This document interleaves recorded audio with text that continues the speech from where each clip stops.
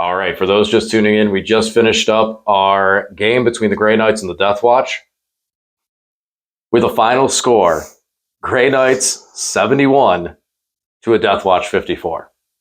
And the most important question I have out of this game, and this is not an ego trip, there's nothing in this, it's because if we recorded this whole game and you've seen everything like this and could hear how angry Lane was getting, I just want to know one thing. Are we still friends? I'm not friends with GW anymore. They may have brought back DeathWatch, but this is ridiculous. Are we still friends, though? Yeah, I mean, there's nothing you did. It's just a stupid detachment. The Grey Knights detachment is so ludicrously overpowered. I don't understand why they looked at DeathWatch and said, here's the army rule for Space Marines. You can pick one target that you can reroll hits into, and then DeathWatch get their mission tactics, but they only apply to DeathWatch units, and it's only once per game you get your lethals, once per game you get sustained. With Grey Knights in this detachment, your whole army rerolls ones to hit all the time. Yep. That by itself is incredibly strong, especially with a 3-up ballistic skill and weapon skill army. We know that Canoptic Court with the Necrons is really strong. They get reroll ones to hit all the time. Then they also get their full rerolls. But a lot of those things are hitting on 4s. And you don't have up-down mortality. I mean, we just combined Canoptic Court with Hypercrypt. Yeah. I mean, the Doomstalkers, they hit on 4s. They're heavy, so they stand still. They hit on 3s. But the idea is that a lot of those units are hitting on 4s. Grey Knights hit on 3s. So even if you just reroll ones to hit, that would be really strong. I would kill to have a Space Marine detachment that was just, reroll ones to hit all the time. That's it. But you also get all Purifiers reroll all their hits all the time. All Purifiers give off an aura of giving all other Grey Knights full rerolls to hit all the time. And if you control all or 2 objectives in No Man's Land, you get full rerolls to hit in No Man's Land. And in your deployment zone, you always get full rerolls to hit all the time. That ridiculous stack of all these conditions that give you this is just really overpowered. Sorry to complain, guys, but... and just to throw it out there are some stipulations before we get in the comment section of people saying, well, wait, you have to be wholly within this and wholly that. Yes, we went over all the stipulations and everything, and I followed them all. It didn't matter. Yeah, I mean, again, with an army that hits on 3s, full rerolls of 1s to hit, just rerolls to 1s to hit.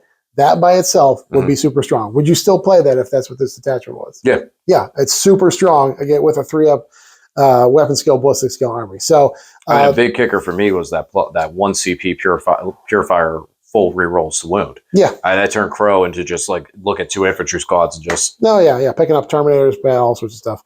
It makes your Overwatch real strong because then you just got full rerolls to hit in Overwatch.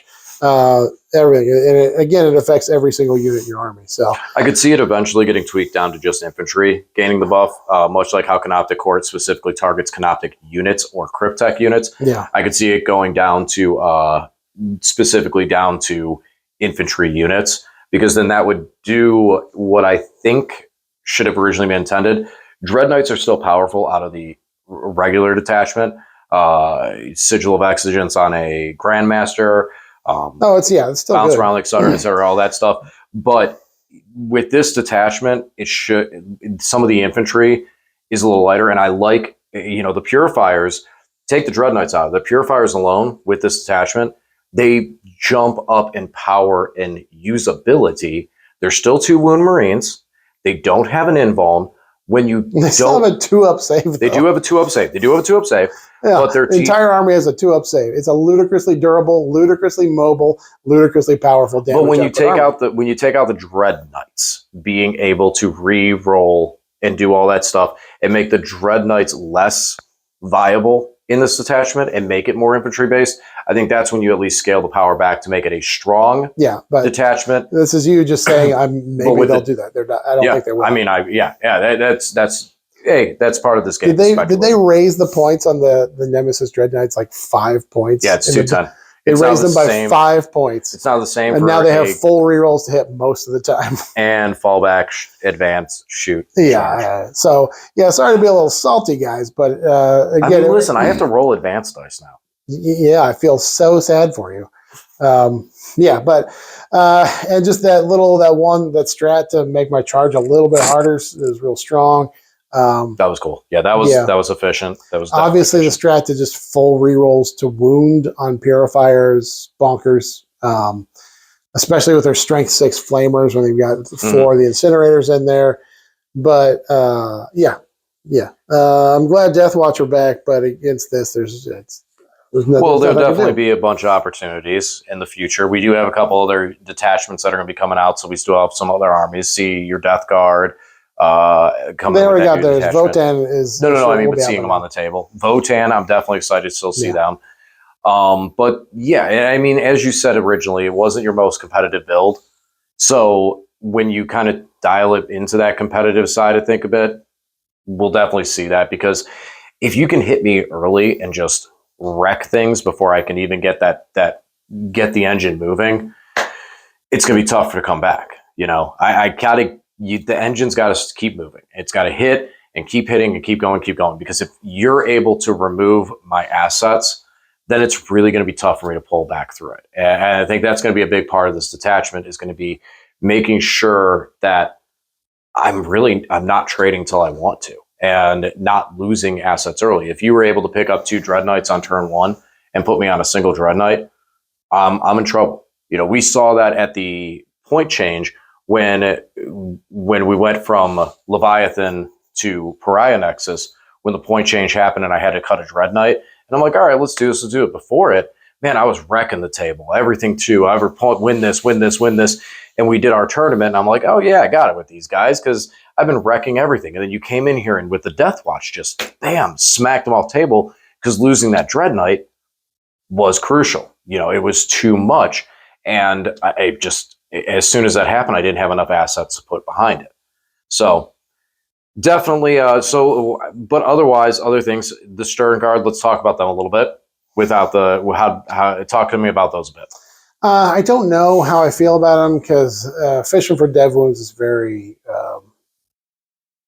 very swingy, and definitely missed having the sustained on them, because the efficiency just wasn't there. I think they may be interesting. I think I'll probably try them in Blood Angels now, because if the full rerolls the wound, they get that in combat as well. And put a sanguinary priest with them to give them the AP, getting the extra attacks and the extra strength. Their full rerolls to hit, or full rerolls to wound, in both the shooting and fighting is going to be pretty interesting with that unit.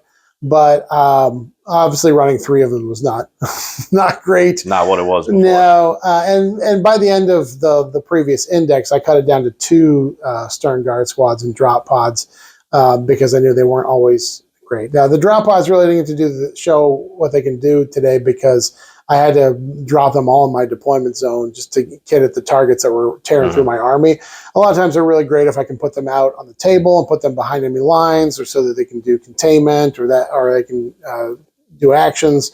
So they definitely have value. They didn't really get to do that a whole lot today. And I was really disappointed. The Terminators just weren't really hitting. Question. Yeah, they're good in durability, but again, with Space Marines, if you're not going into an oath target, you can just whiff.